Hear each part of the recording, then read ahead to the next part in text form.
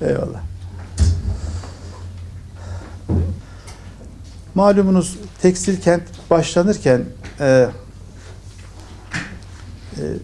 proje 34 milyon liralık bir projeydi.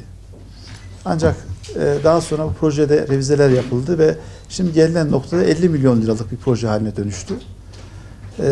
Yine üretilmesi gereken toplam kapalı alan proje çerçevesinde 31.500 metrekare iken bu projenin kendi içinde yapılan küçük düzenlemelerle artırıldı ve şu anda 50.400 metrekareye çıkmış durumda. Niye böyle bir farklılık oldu? Biliyorsunuz projede iki tane temel alt proje vardı. Bir tanesi 750 metrelik kapalı alan üreten proje. Bir de 1500 metrekarelik kapalı alan üreten projeydi. Bunlar kendi içerisinde iki katlı olarak yapılma şansı ortaya çıktığı için 750 metrekarelik proje toplam 1200 metrekarelik yatırımcıya iş yapacak alan sundu. 1500 metrekarelik projede 2400 metrekarelik alan sunmuş oldu. Böyle olunca toplam kapalı alan miktarımız 31.500 metrekareden 50.400 metrekareye çıkmış oldu. Proje çerçevesinde yapılması gereken toplam atölye sayısı biliyorsunuz 32 atölyeydi. Şu ana kadar internet üzerinden açılan DAKA'nın açtığı başvuruya 63 firma müracaatı geldi. Bu firmalardan 17 tanesi aynı zamanda fizibilitelerini de gönderdiler. Çünkü bizim aradığımız hususlardan bir tanesi de fizibilitelerdi. 63 firmanın bize gösterdiği toplam yatırım miktarı 167 milyon lira. Bu firmaların bize fizibilitesini gönderen 17 firmanın da yıllık ciro olarak gösterdiği miktar 136 milyon lira. Biraz evvel de ifade ettiğim gibi toplam 32 tane atölyemiz var tahsis edilebilecek.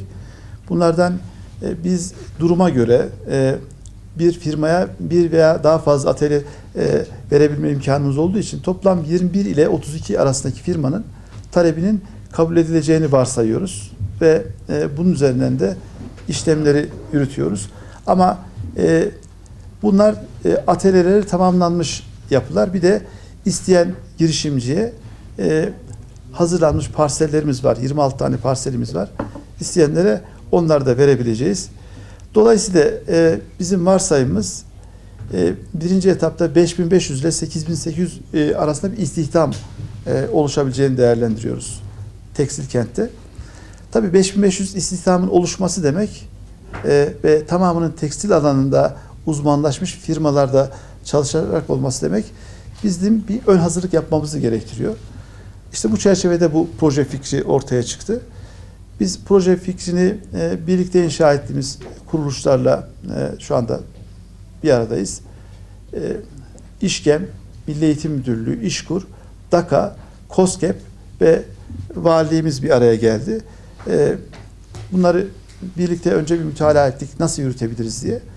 Sonra projenin nasıl yürütülebileceği, şartların nasıl oluşabileceği konusunda fikirler üzerine mutabakat sağlanınca da proje yapım aşamasına geçildi. Bugün İşkur'un internet adresi üzerinden proje için başvurular başladı. Şimdi internet sitesine girerseniz İşkur'un hangi şartlarla, hangi tip insanların başvurabileceğine ilişkin bilgiler var.